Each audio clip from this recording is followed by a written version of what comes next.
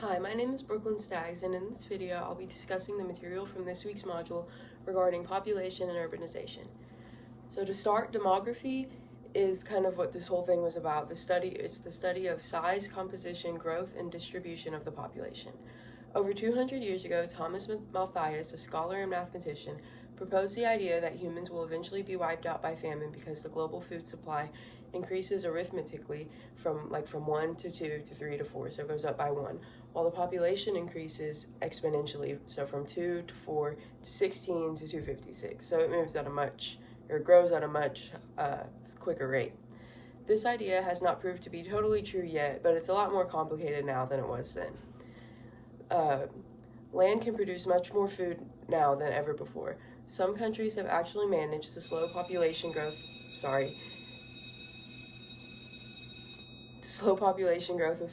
with family planning knowledge, access to birth control, and some economic changes.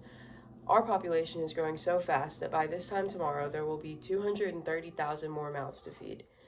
To give some idea of how quickly the global population has grown, it took from the beginning of time to 1800 for the population to reach 1 billion. I think this part is super interesting and really shows how fast the population did grow. So it took from the beginning of humans to 1800 for the population of the world to reach 1 billion. And then just 130 years after that, which was 1930, another billion was added. And then just 30 years later, we hit 3 billion. And after that, it was only 15 years until it reached 4 billion in 1975. And by 2011, the population hit 7 billion. And it is predicted to reach 8 billion by next year. So even though the population has more than doubled since 1950, improved seed and fertilizers have made more than enough food available for each person on Earth. However, resources are not allocated in a way that allows people that are facing starvation access to the food that they need. 10 million people die each year of hunger-related illness, children under 5 making up the largest age group of these deaths. It is not a problem of food supply either. We grow far more food than we need to feed the entire planet. Many grains end up dumped because of the surplus. Most crops grown worldwide don't go directly to food, but toward ethanol or cattle feed. A lot of people wonder why the poorest families end up having the most children when they can't even hardly afford to feed them. But in least industrialized nations, status is tied to family size. Children are economic assets in these nations because they can begin contributing to the family income at a young age. Children also take care of their parents when they're old, which is vital to the well-being of elderly people in these places without Social Security. Lack of proper education and birth control access are other factors in why these poor families end up having so many children. Many biologists and ecologists today actually do agree with Malthus' original prediction that overpopulation will end up causing a huge problem. They recognize, though, that food supply is not the only reason. Inequality in food distribution, climate change, and disease all contribute to this as well. Anti-Malthusians emphasize the demographic transition theory, which argues that some countries have successfully cut population growth, and it could happen elsewhere too. There are 3 foundationally demographic variables: fertility, mortality, and migration. Fertility refers to the number of children that the average woman has in her lifetime. The world's overall fertility rate is 2.5. It would need to be 2 for the population to be considered stable. The mortality rate is the annual number of deaths per 1,000 people in the population. And the migration rate is determined by calculating the difference between the number of immigrants, which are people entering a country, and the number of immigrants, which are people leaving a country, and that's also the per 1,000 in the country's population. The total of these 3 variables gives us the growth rate, or the net change after people have been added and subtracted from a population.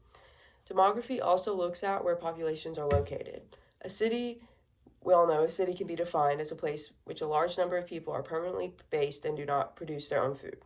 The invention of the plow over 5,000 years ago created widespread agricultural surpluses, stimulating the development of towns and cities. Although cities are not new, urbanization is.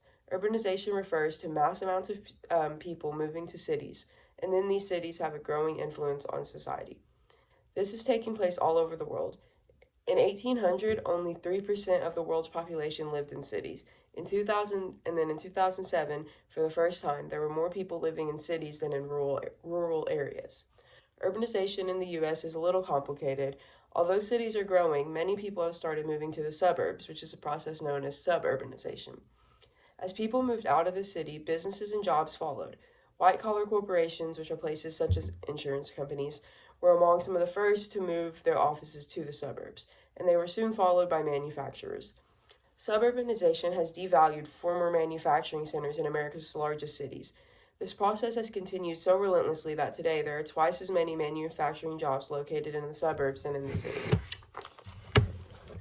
As cities' tax bases begin to shrink, it leaves a budget squeeze that affects places like zoos, libraries, parks, museums, and even basic city services like schools, streets, sewers, water systems, police and fire departments. Many places have to leave potholes unattended, put off construction, lay off teachers and other workers, and other things like that as tax bases continue to shrink. Many U.S. industries abandoned local communities and moved their factories to countries where labor costs were cheaper in order to compete in the global market. This deindustrialization made U.S. industries more competitive, but it eliminated millions of manufacturing jobs. Some urban centers have experienced revitalization through urban renewal projects, downtown redevelopment, food halls, etc. This process is known as gentrification. Wealthy people move into an area, displacing businesses and residents whose housing and businesses were devalued by the suburbanization. Gentrification displaces impoverished families and into neighboring communities, rather than actually dealing with the causes of poverty.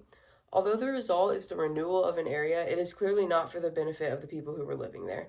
Unless these projects begin working to invest in the existing people and existing businesses and buildings, they just move poverty to a different place. All of this relates perfectly to conflict theory. Gentrification especially showcases the ongoing battle between classes.